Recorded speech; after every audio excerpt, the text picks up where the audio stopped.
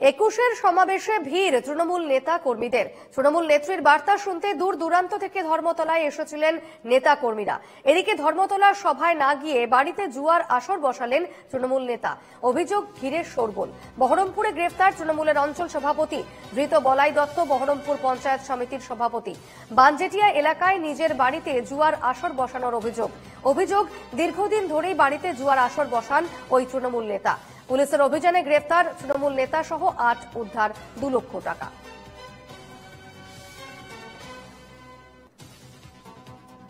২১শে জুলাইয়ের সভা এড়িয়ে বাড়িতে জুয়ার আসর তৃণমূল নেতার এবং সে কারণে দীর্ঘদিন ধরেই বাড়িতে এভাবে জুয়ার আসর বসাতেন বলে অভিযোগ রয়েছে তৃণমূল নেতার বিরুদ্ধে এবং এই তৃণমূল নেতাকে গ্রেফতার করা হয়েছে, পাশাপাশি ২ লক্ষ টাকাও উদ্ধার হয়েছে।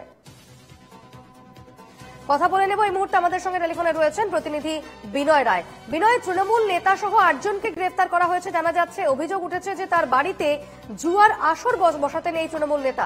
কি তথ্য পাচ্ছ? একেবারে দেখো, ২১শে জুলাই যখন তৃণমূলের সমস্ত নেতাকর্মীরা ধর্মতলায় গিয়েছিলেন মুখ্যমন্ত্রীর বার্তা শোনার জন্য, সেই সময়তেই কিন্তু বহরমপুরের মনীন্দ্রনগর অঞ্চলের যিনি অঞ্চল সভাপতি রয়েছেন বলাই দত্ত, তিনি তার বাড়িতে জুয়ার আসর বসিয়েছিলেন এবং সেই খবর যখন বহরমপুর থানার পুলিশ পায়, সে বহরমপুর থানার পুলিশ অভিযান চালায় এবং এই তৃণমূল নেতা বলাই দত্ত বাড়ি থেকে জুয়ার আসর বসিয়েছিল, সেই আসর থেকে ৮ জনকে গ্রেপ্তার করেছে এবং তাদের কাছ থেকে উদ্ধার হয়েছে ২ লক্ষ টাকা এবং তার ইতিমধ্যে তাদেরকে গ্রেপ্তার করা হয়েছে। আজকে তাদেরকে আদালতে পাঠানো হবে। তবে বিষয় হচ্ছে যে এই তৃণমূল নেতা যাকে গ্রেপ্তার করেছে বলাই দত্ত, তার বিরুদ্ধে যেটা অভিযোগ ওই এলাকার বাসিন্দাদের, যে এই বলাই দত্ত কিন্তু বরাবরই তার বাড়িতে জুয়ার আসর বসাতো, কিন্তু তৃণমূল নেতা হওয়ায়, শাসক দলের নেতা হওয়ায় ওই এলাকায় কেউ কিন্তু কোন রকম ভাবে প্রতিবাদ বা মুখ খুলতে পারতো না।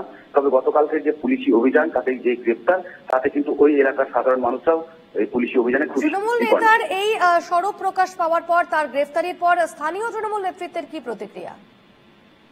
দেখো, একেবারেই আমরা যোগাযোগ করার চেষ্টা করেছিলাম অনেক নেতার সঙ্গে, কিন্তু প্রত্যেকেই কিন্তু বলছে যে তারা গতকাল ২১শে জুলাই নিয়ে ব্যস্ত ছিলেন, ফলে তাদের কাছে এই ধরনের কোনো খবর নেই। তবে যদি কোনো তৃণমূল নেতা এই ধরনের ঘটনা ঘটিয়ে থাকে, যে তার বাড়িতে জুয়ার আসর বসিয়ে থাকে, তাহলে পুলিশ গ্রেফতার করেছে এবং তার যথাযথ শাস্তির দাবি জানাচ্ছে তারা।